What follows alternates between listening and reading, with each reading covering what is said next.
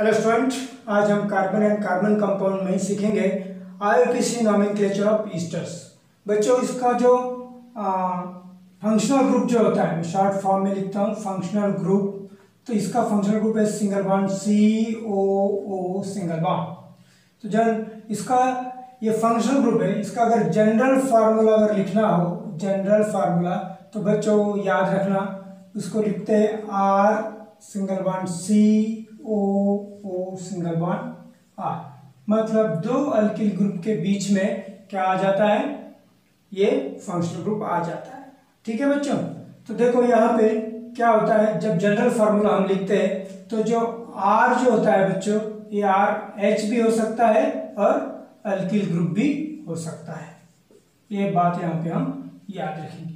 ठीक है, then second thing है आईयूपीएसी नेम जब लिखेंगे, आईयूपीएसी नेम जब लिखेंगे तब बच्चों यहाँ पे प्रीफिक्स में हमको पहले अल्किल लिखना होता है, देन सफिक्स में लिखना होता है अल्केन।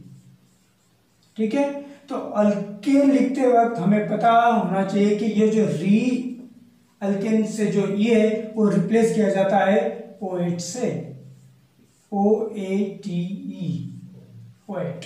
ठीक है, ईस्टर्स के लिए OAT होते हैं, याद रखना अल्केन का। हाँ, तो ये लिखेंगे हम प्रीफिक्स में,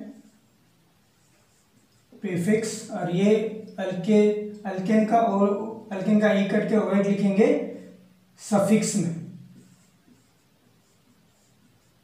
ठीक है, ये दो चार बातें याद रखेंगे तो आपको ईस्टर्स के नाम इजीली आ जाएंगे।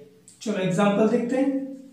सबसे पहले HCOO सिंगल बॉन्ड CH3, जो कि हमने बात किया था अल्किल को हम प्रीफिक्स में लिखेंगे।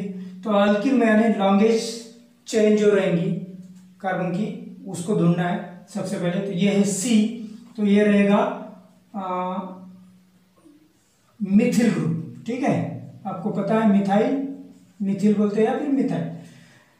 तो मिथाइल या फिर अल्किल ग्रुप जो होता है बच्चों, वो अल्केन में से एक हाइड्रोजन अगर रिमूव कर दिया जाए तो वो बचता है अल्किल ग्रुप। मतलब ये CH4 था, अल्केन था, अल्केन में से एक हाइड्रोजन हमने रिमूव कर दिया तो ये बन गया मिथाइल। ओके, तो मिथाइल, और ये देखो बच्चों ये ग्रुप अटैच है ईस्टर। ओके, और इसमें एक कार्बन एटम है। तो ये जो कार्बन एटम, जो फंक्शनल ग्रुप में जो कार्बन एटम, उसको भी काउंट करना है। तो एक कार्बन एटम है, इसलिए अल्केन का नाम आएगा मीथेन। ठीक है बच्चों, एक कार्बन होने के कारण। लेकिन हमें पता है कि मीथेन में से E रिप्लेस करना है OH से, तो इसका नाम आ जाएगा मिथिल मिथानोएट। ठीक है, देन अगेन एक एग्जांपल देखते हैं, सेकंड वाला, जिसमें CH3 single bond COO single bond CH3। वापिस अभी इधर भी एक लॉन्गेस्ट चेन है, इधर भी एक लॉन्गेस्ट चेन है, तो कोई भी एक लॉन्गेस्ट चेन ले लो, वो हो जाएंगी मिथाइल। ठीक है, और फिर बचता है CH3COO। तो ये दोनों में दो कार्बन एटम है, तो दो कार्बन एटम बनाता है इथेन। दो कार्बन से कौन सा अल्केन बनता है, इथेन। और इथेन का ई कट करके, जो कि एक फंक्शनल ग्रुप अटैच्ड है, इसलिए OH, methyl ethanoate. Okay, and third one एक एग्जांपल देखेंगे बच्चों, CH3 single bond COO CH2 single bond CH3। अब देखो ये लॉन्गेस्ट चेन है, ये मिथाइल्स की रहेंगे, अल्किल की रहेंगी। तो ये है C2H5 बराबर दो कार्बन और 5 हाइड्रोजन। तो इसको क्या कहेंगे हम, इथाइल। दो कार्बन एटम का इथेन होता है और एक हाइड्रोजन रिमूव होने पे इथाइल ग्रुप फॉर्म होता है। ठीक है, अच्छे से लिखता हूं, इथाइल। अब बचे है ये ग्रुप और ये अल्किल ग्रुप। ठीक है, तो एक और दो कार्बन से फॉर्म होता है इथेन। तो इथेन से ई कट करके हम उसको लिखेंगे OH, तो ये हो जाएगा इथिल इथानोएट। ठीक है, और एक एग्जांपल देखना है तो देख सकते हैं बच्चों, C2H5 डायरेक्टली लिख देता हूँ। ये इस तरह से भी लिख सकते हैं, इस तरह से भी लिख सकते हैं। CH3 single bond, CH2 single bond, COO single bond, CH2 single bond, CH3। इसका नाम आप बताओ, आप बता सकते हो। इथिल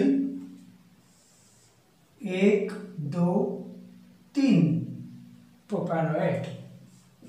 इथिल या फिर इथाइल प्रोपेन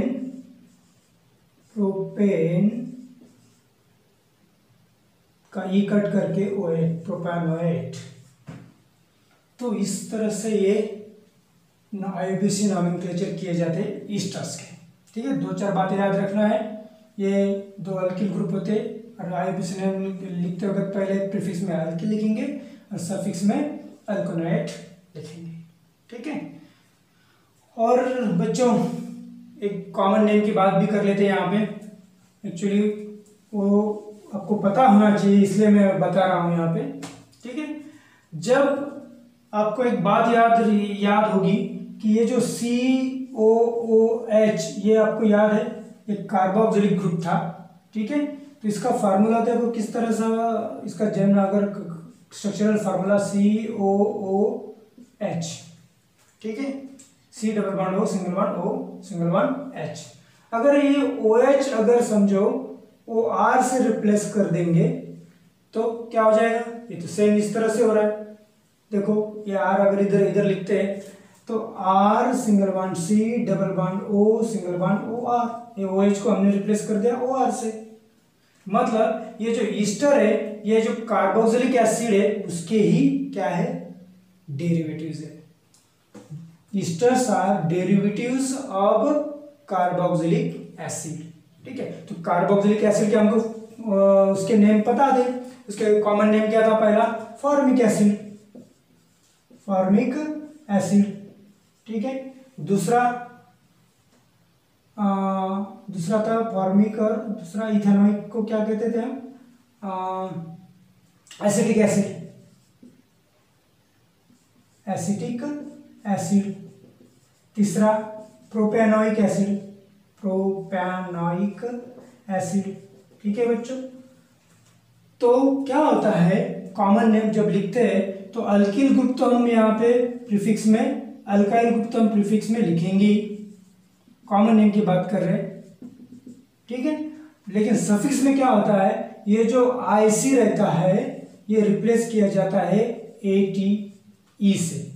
IC रिप्लेस किया जाता है ATE। ठीक है, अब देखो इसके ईस्टर्स के नाम कॉमन नेम किस तरह से बनेंगे। तो अल्किल ग्रुप तो हमको यहाँ पता है कौन सा था? CH3 मतलब मिथिल या फिर मिथाइल। मिथाइल और IC को रिप्लेस करेंगे हम, IC को रिप्लेस करेंगे ATE।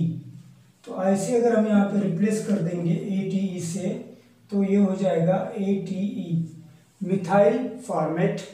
ओके, यहाँ पे मिथाइल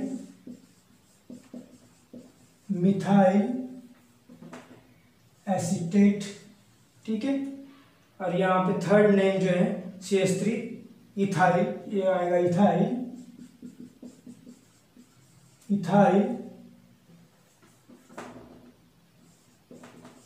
प्रोपेनोएट। ठीक है, ये इसके कॉमन नेम है। कौन से नेम है? कॉमन। तो बस इतनी ही बात याद रखना, अल्किल ग्रुप प्रीफिक्स में लिखना है और IC को रिप्लेस कर देना AT से। तो इस प्रकार ये जो सभी ईस्टर्स के नॉमेनक्लेचर होते हैं IUPAC में और कॉमन नेम में। तो हमें जनरली IUPAC नेम पूछे जाते हैं एग्जाम में, तो हम इसको अच्छे, पहले जो मैंने पढ़ा है उसको अच्छे से याद रखेंगे। चलो, थैंक यू।